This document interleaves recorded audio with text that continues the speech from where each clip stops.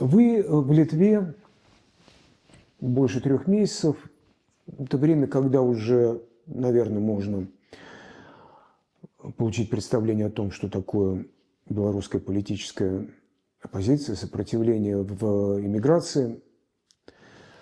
Что за 5 лет политическая оппозиция в эмиграции белорусская смогла сделать, что не сделать. Также вы видите отношения эмиграции белорусской с литовским обществом. Что так, что не так, на ваш взгляд? Ну, я вижу, что литовское общество демократическое, оно достаточно открытое. И больные темы здесь обсуждаются. Что касается белорусского общества, то есть некоторые особенности нашего бэкграунда, нашего коллективного бессознательного. И можно сказать, что мы немножечко закрытые. И мы не всегда идем на контакт в том числе литовским обществом, в той мере, в какой желательно было бы. Мне кажется, что нужно быть более открытыми. Я один раз слышал со стороны литовского журналиста такую фразу: «Ваш какой-то там политический деятель, он королева, с Науседой проще. Науседе проще задать вопрос, прийти к нему и получить конкретный ответ». Это, конечно, недопустимо. Что недосказано, что неизвестно, что неясно, на ваш взгляд, в этом периметре белорусской политической эмиграции? Ну, достаточно много, но сегодня мы собрались говорить о литвинизме, и очевидно, что эта тема, может быть, недостаточно открыто обсуждалась, и поэтому мы до сих пор не нашли конкретного, четкого и очевидного необходимого ответа. Этот ответ, по-моему, на поверхности. Давайте его обсудим. Что же здесь обсуждать? Я не историк. Вы историк? И я не историк. Тогда что мы можем обсудить? Мне кажется, что это общественная болезнь, что радикальный литвинизм – это, очевидно, болезнь. Такое ощущение, что эти разговоры ведутся в сумасшедшем доме. Зачем нам сейчас в 21 веке обсуждать, кому когда-то в веке XII принадлежал Новогрудок или Вильнюс? Это безумие. Мы должны думать о том, что будет у нас в будущем. У нас есть Хельсинские соглашения, которые указывают на то, что границы в Европе неизменны. Они должны быть неизменными, потому что у нас были в прошлом 2 мировые войны. Погибли миллионы из-за какой-то, ерунды. Потому что нам невыгодно заниматься этим. Нам выгодно строить наш дом в Беларуси. Литовцам выгодно строить свой дом в Литве. Давайте этим займемся.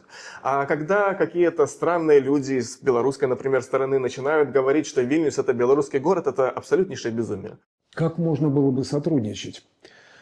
Найти соединение белорусской иммиграции и литовского политического общества? В том, что касается вопроса литвинизма, нужно, чтобы для начала белорусы этот вопрос для себя закрыли, и чтобы мы могли дать четкий ответ литовскому обществу: нет, Вильнюс – это литовский город, это очевидно. Да, конечно, он для нас не чужой, понятно, что здесь работал наш величайший поэт Мицкевич и тому подобное, но, тем не менее, мы должны очень четко ответить на те вопросы, которые некоторые литовцы нам задают по поводу этого радикального литвинизма. Потому что на самом деле эта проблема высосана из пальца. Она интересует очень небольшой процент белорусского населения. И даже среди национально ориентированных, среди политически сознательных белорусов, это вопрос, тот, который интересует хорошо, если одного из сотни или даже одного из тысячи.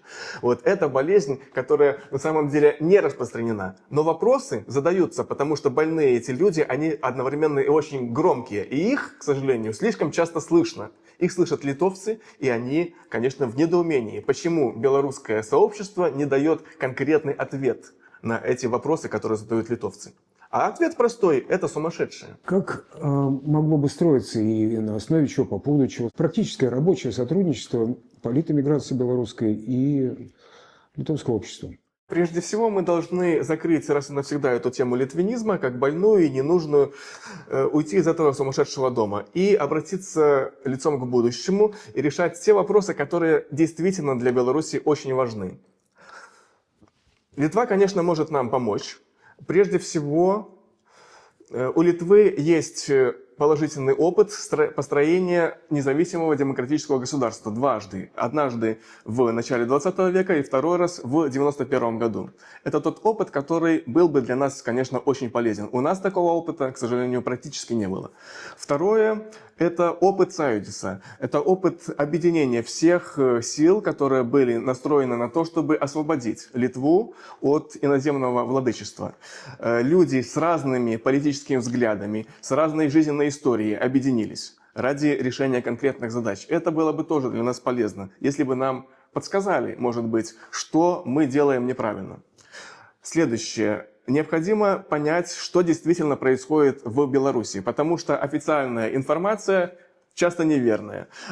Также та информация, которую дают оппозиционные СМИ, тоже может быть неверной. Нужно найти правду. Для этого, может быть, не помешали какие-то маленькие, компактные, мобильные аналитические группы специалистов, которые будут находить подлинную информацию, которые будут ее профессионально анализировать и потом уже передавать политикам Литвы и, возможно, также и каким-то белорусским сообществам, для того, чтобы и у нас, в том числе в голове, создавалась правильная трактовка реальности. Потому что есть такая проблема у иммиграции, что она начинает жить в каком-то информационном пузыре и уже не знает, что на самом деле происходит там. Это очень большая проблема. И если мы будем понимать, что там происходит, мы будем более полезны.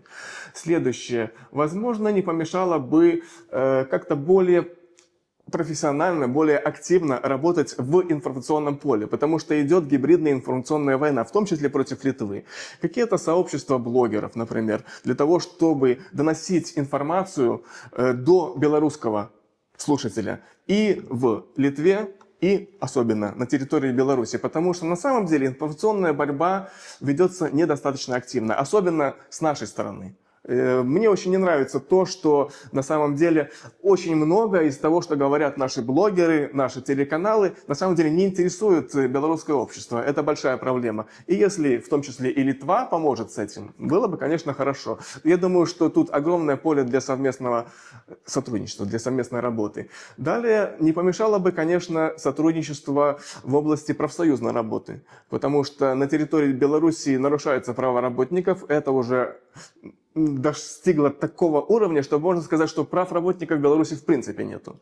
Поэтому, конечно, необходимо, чтобы наши настоящие профсоюзы, независимые профсоюзы, лидеры которых недавно были депортированы в Литву, имели простор для деятельности. Если как-то может помочь литовское общество этим людям, конечно, это было бы просто замечательно.